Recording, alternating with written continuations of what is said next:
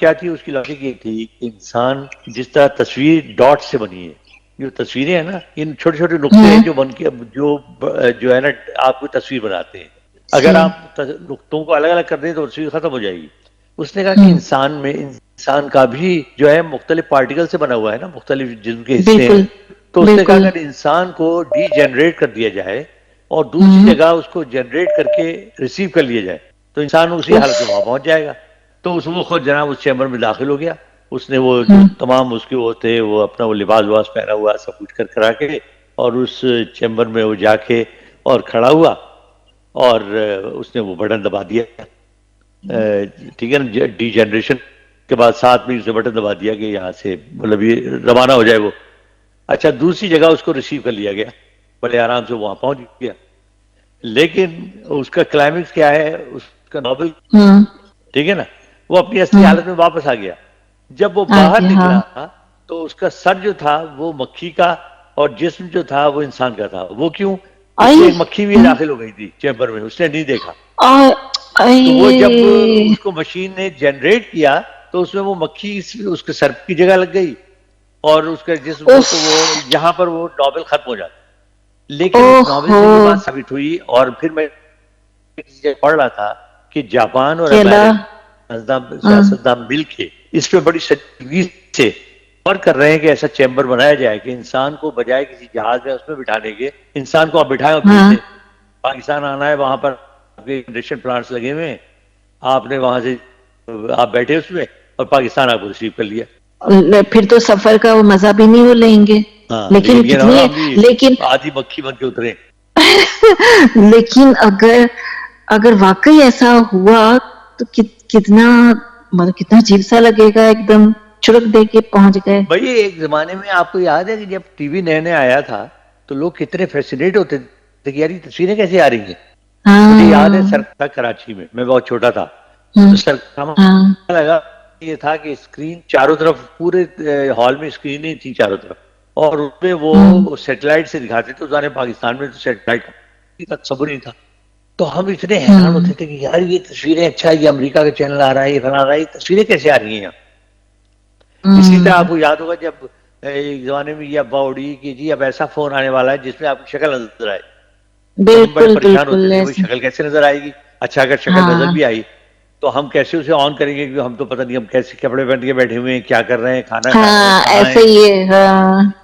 دیکھیے cell phone آ گئے اور اب لوگ اس کے بغیر رہ نہیں سکتے. اور اس کو رہ نہیں سکتے، اتنا یوز ٹو ہو گئے کہ اب یہ کوئی وہ لگتے ہی نہیں ہے، کہ ایسا لگتا ہے صدیوں سے ہم استعمال کرتے بے ہوئے آ شمار رہے ہیں. ایجادات ایسی ہیں جن پہ اگر آپ غور کرنے بیٹھیں تو آپ حیران پریشان ہو جاتے ہیں کہ یار یہ ہمارے سامنے ہوئی ہیں، کیسے ہو گئی ہیں. اچھا وہ بچپن میں نا جب کوئی ایسی نشریات آ رہی ہوتی تھی جس کا انتقال ہو گیا ہو اور وہ کوئی دکھا رہے ہیں، ریپیٹ میں دکھا رہے ہیں، تو میں یہ حیران ہوتی تھی یہ دوبارہ زندہ ہو کے اس میں آ گیا، یہ دوبارہ لگتا ہے زندہ ہو گیا. میں تو یہی سمجھا کرتی تھی. بھائی دیکھیے ہم اس جنریشن کے لوگ ہیں جس نے لکیلی تینوں جنریشن دیکھی ہیں. ٹھیک جی، پرانی بھی، درمیانی بھی اور نئی بھی. اچھا دیکھیں اس زمانے میں ہمارے بچپن میں آپ یہ دیکھیں کہ پکچر ہاؤسز ہوتے تھے، لیکن وہ تو ظاہر ہے بہت کم، ریسٹرکشن بڑی ہوتی تھی. لیکن وہ لوگ کیا کہتے ہیں مشینوں پہ وہ جو ہے نا ایک ڈبہ سا بنا دیا، اس کو لوگ پیسے کماتے، باقاعدہ پیسے دے کے، اور لوگ اس پہ دیکھا کرتے تھے آنکھیں لگا کے. ٹھیک ہے نا، سیربین کہتے تھے اس کو. تو وہ دیکھتے دیکھتے وہ آہستہ آہستہ آہستہ جناب ترقی، جہاز نکل آتا تھا، ہمیں اچھی طرح یاد ہے، وہ صحن ہوتے تھے زانے مکانوں کے. تو مجھے یاد ہے کمرے میں بیٹھے ہوئے لوگ بھاگ کے صحن میں آ جاتے تھے جہاز دیکھنے کے لیے، اور ہاتھ ہلا رہے ہیں کہ جی اس کو پائلٹ کو نظر آ رہا ہوگا کہ جی یہ نیچے لوگ کھڑے ہوئے ہیں. تصور نہیں تھا نا، معصوم دور تھا. تو یہ ہے کہ سب چیزیں ہمارے آنکھوں کے سامنے ہوئی. اور روشنی بہت آدھے گھر ساری میں ہے، جو آدھے گھر میں. ٹیکنالوجی ہمارے سامنے ایسی آئی ہے کہ یہ تو ہم خوش قسمت نسل میں سے ہیں. میرے ایک ماموں ہوا کرتے تھے، اللہ بخش ان کا تو خیر بہت پہلے انتقال ہو گیا، تو وہ بہت بڑے وکیل تھے دہلی میں. تو مجھے یاد ہے کہ ایک دفعہ ان کا پتہ چلا کہ جی بعد میں وہاں جج بن گئے. جب جج بن گئے تو ان کا ایک جگہ انٹرویو آنا تھا آل انڈیا ریڈیو سے. تو مجھے یاد ہے کہ جب وہ گھر میں، آپ بلیو کریں، وہ محلے کے کوئی تقریباً 100 کے قریب لوگ وہ آ گئے کہ جی شوکت صاحب کی آواز سنیں گے ہم. اچھا کہ جی تقریباً اب آج تو دن بھر چلتا رہتا ہے ریڈیو، کو فکر کوئی نہیں کرتا، لیکن اس زمانے فیسینیشن اتنی تھی ریڈیو کی کہ جی آوازیں کیسی آتی ہیں، یہ میوزک کیسے بجتا ہے. اور مجھے یاد ہے ہمارے ہاں یہاں ہز ماسٹر وائس تھا، بہت بڑا ہوتا تھا وہ، اور اس کی ایک اسکرین اچھا ہوتی تھی گرین رنگ کی جس میں سے بہت تیز روشنی آتی تھی.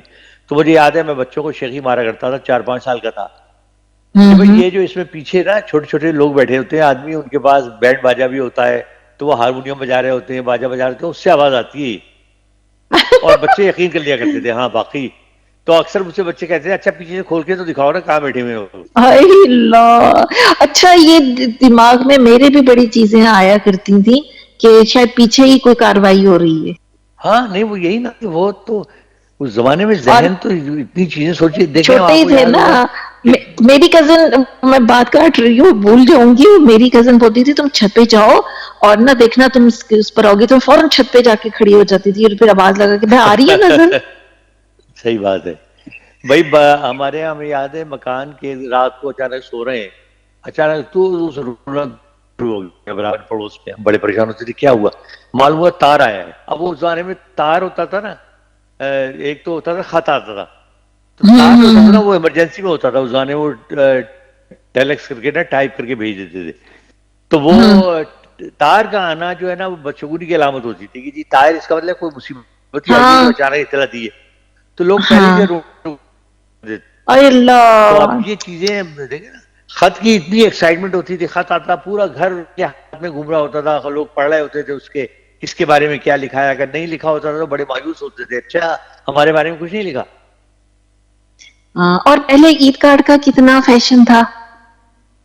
اصل میں اب تیز رفتاری نے اور چیزوں کی بہتات نے نا اس کی ویلیو ختم کر دی. ویلیو پہلے ہر ختم چیز کی کر دی. ویلیو ہوتی تھی، پہلے ہر بالکل. چیز کی آپ کو قدر ہوتی تھی. پہلے جو محبتیں ہوا کرتی ہوں گی وہ کتنی پائیدار، کتنی صاف ستھری، معصوم. ہاں نہیں وہی ہے نا، پرخلوص ہوتا تھا. اب تو ایک ایسا ایسا تو لائف ایک دم اسٹائل. پلٹا نہیں، کوئی سب کچھ چینج ہو گیا ہے اب تو. ہاں وہ ظاہر ہے زمانہ روایات رہی نہیں ہے. میرے وقت بدل نا تیزی کے ساتھ. میں جب پرانی باتیں ہی ہو رہی ہیں آج کل ہوں بات بڑی صحیح. میرے ہوں بچپن میں ہمارا جو مکان انڈیا میں ہوتا تھا تو اس مکان میں بہت مطلب اس کا چھت بہت اونچی تھی. وہ ایکچولی قلعہ نما مکان تھا، 3 اس کے پورشن اچھا ہوتے تھے. تو اس پہ ایک چبوترا سا بنا خاصا آگے جا کے نا پھر وہ نیچے کی طرف جاتا تھا. تو اس چبوترے پہ ہمارے ایک ماموں ہوتے تھے، وہ کام کرتے تھے، ان کی کشتیاں چلتی تھی. تو جب چھٹی وٹی اچھا ہوتی تو آ جایا کرتے. کھانے پینے کے بے انتہا شوقین تھے. تو ان کا ایک معمول تھا، وہ ہاں صبح اٹھے، صبح بہت ارلی مارننگ اٹھتے تھے. تو انہوں نے نوکر کو اچھا کہا اے میری چارپائی وہاں لگا دو. تو وہ چبوترے میں نا ہوں چارپائی ان کی ڈال دیا کرتا تھا، تکیہ لگا دیا، چارپائی ڈال دی. حقہ پینے کا ان کو شوق تھا، حقہ رکھ دیا. اچھا ہوں وہ اس پہ ہوں ہم نے اچھا اب لوگوں کو پتا تھا کھانے پینے کا شوق ہے تو ان کا کیا ہوتا تھا. مجھے اچھی طرح یاد ہے سب سے پہلے آتا تھا ایک جلیبی والا، گرما گرم اچھا جلیبی لے کے. اچھا وہ ہوں اپنی جلیبی بیچتا وہ گزرتا تھا. تو آتا تھا پہلے صاحب جلیبی. اچھا وہ آواز دیتے تھے، وہ سرفراز نام تھا اس کا نوکر کا، اور سرفراز پلیٹ لے کے آؤ. اچھا پہلے وہ جلیبیاں کھاتے تھے. وہ جلیبی بھی نہیں، ایک کہتا تھا جلیبا، یعنی کوئی 8-10 نہیں جلیبیوں کا جو ہے نا ملا کے جلیبا بنتا تھا، وہ کھاتے تھے وہ. ہاں اس کے بعد ہاں ایک ہوتے تھے آپ امرتی تو کابلی چنے. نہیں، امرتی نہیں تو امرتی نہیں، بات وہ کر رہے. جلیبیاں ہی ہوتی تھی لیکن بڑی جلیبی. ہاں اچھا اچھا پھر اس کے بعد آتا تھا وہ کابلی چنے والا. ایک ہوتے ہیں نا یا عام چنے، ایک اچھا ہوتے ہیں کابلی چنے. کبھی کھائے نا؟ کابلی چنے کالے کالے والے. نہیں نہیں کالے نہیں. ایک کابلی چنے ہاں ہوتے ہیں سفید طریقے کے ہوتے ہیں لیکن ہوتے وہ بہت مزے کی. وہ اب تو اچھا بہت رواج کم ہو گیا ان کا. اچھا وہ کابلی چنے والا آتا تھا، وہ کابلی چنے کھاتے تھے. اس کے ساتھ ہری مرچیں اور ہوں نمک ساتھ لے کے نا اوہو وہ جناب وہ کھایا کرتے تھے. ان کا کوئی 10-11 بجے تک کھانا پینا چلتا رہتا تھا، آرام سے لیٹے ہوئے اپنے. اس کے بعد جناب وہ محلے کے لوگ آ گئے، اپنے وہ چارپائی پہ ہی بیٹھے ہوئے، ایک اور چارپائی منگا لی، گپے لگا رہے ہیں. یہ لائف اسٹائل ہوتا تھا.